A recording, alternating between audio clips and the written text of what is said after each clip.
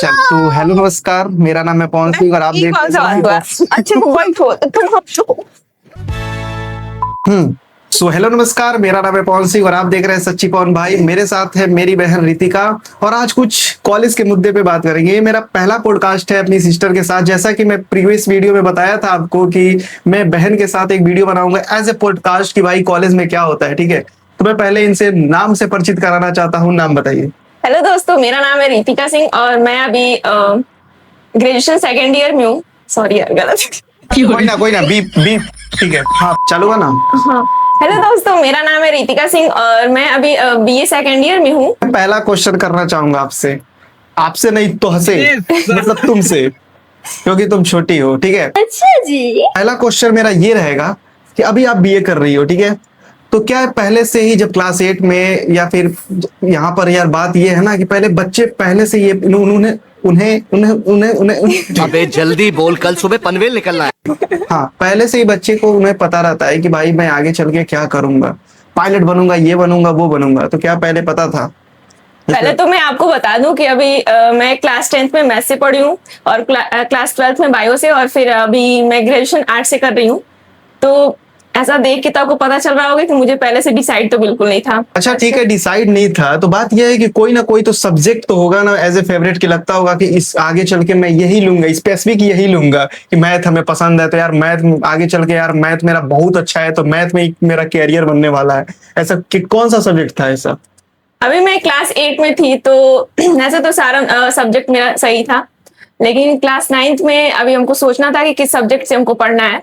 हाँ। तो मेरे एक टीचर आए थे नए मेरे स्कूल में, वो मैथ पढ़ाने में बहुत अच्छे थे। तो उनको देखकर मैंने डिसाइड किया कि हमको 9th और 10th ये सारा मतलब मैथ से ही पढ़ना है। लेकिन दुर्भाग्यवश ये हो गया कि क्लास 9th में आते ही वो टीचर निकल गए, तो फिर भी मजबूरी में पढ़ना ही पड़ा क्लास 10th तक। उसके बाद से क्लास 12th में आई तो क्लास 12th में आने पे ज्यादा ट्रेंड में चल रहा था बायो वगैरह। फिर भी उसके वजह से मैंने डिसाइड नहीं किया कि बायो से ही पढ़ना है, लेकिन मतलब उस समय हमको ये सोच में था कि नर्सिंग वगैरह ये सब करना है, तो बायो से मैंने पढ़ लिया। फिर ग्रेजुएशन में आने के बाद से अभी तक यही सोचे थे कि हाँ नर्सिंग वगैरह करेंगे, बीएससी वगैरह करना है इसके बाद से। लेकिन वहां पे जाने के बाद से सीट नहीं मिला हमको उस कॉलेज में जाने पे। हाँ, बीएससी का मतलब सीट फुल हो गया था। हाँ। और बीए वाला केवल बचा हुआ था। तो क्या ऐसा है कि जो क्लास 8 में या फिर जो भी सहेलियां थी, ठीक है, दोस्त वगैरह, तो वो इस समय क्या कर रही हैं? लोग कुछ बताना चाहेंगे? हाँ, अभी तो मेरे साथ की ज्यादातर जो मेरी दोस्त हैं उनका शादी वगैरह हो चुका है। लगभग हमको लग रहा है बस कुछ ही लड़कियां हैं जो बाकी हैं अभी, वो भी अभी इस समय जॉब ही कर रही हैं। पढ़ाई के मामले में हमको लग रहा है कि अभी 1 से 2 बस यही लड़कियां होंगी जो क्लास 10th तक दोस्त थी वो सब में। ऐसे दोस्तों में तो बात होता होगा ना कि तुम क्या करोगी, तो मैं ये करूंगी वो करूंगी, तो क्या वो जो बोली थी सब वो सब कर रही है सब, या फिर कुछ और ही लाइन पकड़ ली है सब? उन सब लोग का शादी हो चुका है। अभी उन लोगों से बात होता है, थोड़ा सा माइंडसेट थोड़ा मिलता नहीं है हम लोगों का, क्योंकि वो शादी विवाह हो चुका है तो घर के मामलों में बात होगा और मेरा जो है पढ़ाई के मामले में यही सब होता है। ज्यादा देर तक बात नहीं हो पाती है उन लोगों में, क्योंकि कुछ बनता ही नहीं है बात करना। घर के मामले वो सब बात करती रहेंगी और हमको कुछ तो क्या लग रहा है इस समय कि बीए जो पढ़ाई चल रही है तो इसके बाद से, क्योंकि बीए एक बहुत बहुत बहुत बहुत बहुत नीचे लेवल का चीजें माना जाता है, क्योंकि बीए बीएससी के बाद से तुम इस डिग्री के सहारे कहीं भी जॉब नहीं ले सकते। ठीक है, ये आपको भी पता होगा। बस ये होता है कि ग्रेजुएशन हो गया, इसके बाद से आपका रास्ता खुल जाता है कि ये एग्जाम कर सकते हो, ये एसएससी कर सकते हो, ये एडमिशन कहीं ले सकते हो। तो ऐसा तो आपको भी पता होगा कि यार कि बीए के बाद से कुछ नहीं होगा। ठीक है, तो क्या लग रहा है इसके बाद से क्या होगा? बीए जब फाइनल हो गया, सेकेंड ईयर है ना, तो इसके बाद से जब फाइनल हो जाएगा तो क्या क्या होगा, क्या लग रहा है चीजें? पहली बात तो आपको बता दूं कि बीए को बहुत नीचे समझा जाता है, क्योंकि जो बीएससी करने वाले हैं उन सबका एटीट्यूड थोड़ा ऊपर ही रहता है और बीए और बीएससी की बात ही अलग है। और सबसे बड़ी बात तो ये है जो हिंदी मीडियम वाले हैं और इंग्लिश मीडियम, बीए भी करने वाले हैं उसमें हिंदी मीडियम वाले और इंग्लिश मीडियम वाले हैं। तो इंग्लिश मीडियम वाले भी कुछ ज्यादा खुद को ऊपर ही समझते हैं। भाई वो लैंग्वेज है, लेकिन लैंग्वेज को भी कुछ ज्यादा ही बड़ा मान लिया गया है वहां पे। तो जैसा कि क्लास 10th यूपी बोर्ड से था, ठीक है, तो इसमें क्या परेशानी आ रही थी? मैं सोचा नहीं यार, मैं देखा हो कि इंग्लिश मीडियम जो होता है ना, यूपी बोर्ड और सीबीएसई में चीजें ये अंतर हो जाती है कि भाई इंग्लिश बहुत बहुत वीक रहता है भाई एक एप्लीकेशन लिखने के लिए ना।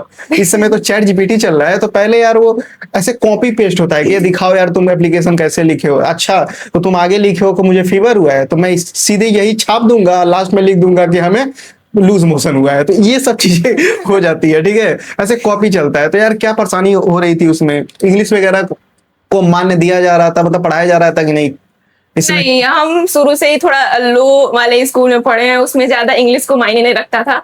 मतलब इंग्लिश वहां पे रटने वाली चीजें थी। अगर आप कोई चीज पढ़ा रहे हैं, उसको क्वेश्चन आंसर लिखवा रहे हैं, तो आपको सेम टू सेम रटना है। अगर उसमें से थोड़ा सा डिफरेंट लिखेंगे तो उसमें नंबर कटना ही है। तो हम लोग का मजबूरी था कि रटना ही है, इसी वजह से हम लोग को ज्यादा स्ट्रांग नहीं हो पाया उस समय पे इंग्लिश। तो क्या ये कह रहे हैं कि अगर सपोज टीचर ने लिखवाया कि द से शुरू हुआ है और तुम ही से शुरू कर दिए, तो ये होता था क्या कि नंबर वहाँ उम्र काट पे- लेते थे पूरा ऐसे वहाँ पे ही? ये सब होता था। ऐसा है, मेरे साथ ऐसा हुआ है कि यार कुछ सब्जेक्ट में ऐसे सोशल साइंस वगैरह सब चीजें होती है ना, तो उसमें यार टीचर नंबर दे देते हैं, पता नहीं क्यों। अब कुछ टीचर तो ऐसा कोई टीचर था जो अरे जोड़ जाड़ के अपने मन से भी लिखो तो मिल जाता था नंबर, ऐसा कोई? नहीं, हम तो शुरू से यूपी बोर्ड ही पढ़े हैं, तो उसमें इंग्लिश सब्जेक्ट में केवल इंग्लिश सब्जेक्ट ही था और सारे हिंदी में थे, तो ये सब कंडीशन नहीं आया। और कभी इंग्लिश चीटिंग वाली चीज आई कि नहीं, चीटिंग करके पास नहीं, होना है सब? आज तक तो मैंने कभी चीटिंग नहीं किया। चीटिंग करने की तुम्हारा जरूरत भाई ही नहीं किया है भाई। मुझे में ले जाता था क्योंकि यार घर पे एक एक्सपेक्टेशन ज्यादा था मेरा कि भाई मैं पहले ना वो टॉपर के लिस्ट मुझे लग रहा है यार कि बचपन में सब कोई टॉपर होता है, फिर आगे जाते जाते ऐसे डाउन होते जाता है चीजें। अब बचपन में यार जब तुम 99% ला रहे हो, तो फिर जब 5-6 से ही तुम जब कम लाने लगे हो तो वो थोड़ा सा एक्सपेक्टेशन हाई हो जाती है, ठीक है। तो इसलिए चीटिंग करके कैसे भी पूछताछ के 70 नंबर पर 70% लाना अनिवार्य हो जाता है। हाँ, तो क्या आपको पसंद है, क्या करना है, ऐसा टीचिंग लाइन वगैरह? हाँ, अभी तो बीए करना है, तो आगे का यही प्लान है कि टीचिंग वगैरह। जरूरी नहीं है कि सरकारी ही करना है, मतलब टीचिंग का शौक है तो कहीं से भी शुरू कर सकते हैं। तो कहाँ से शुरू करोगे? अभी बीए के बाद से बीए के बाद क्या होगा? ये सब सोचा ही नहीं है, तो हम क्या बताएं तुमको। अच्छा, अभी सोची ही नहीं है। ए,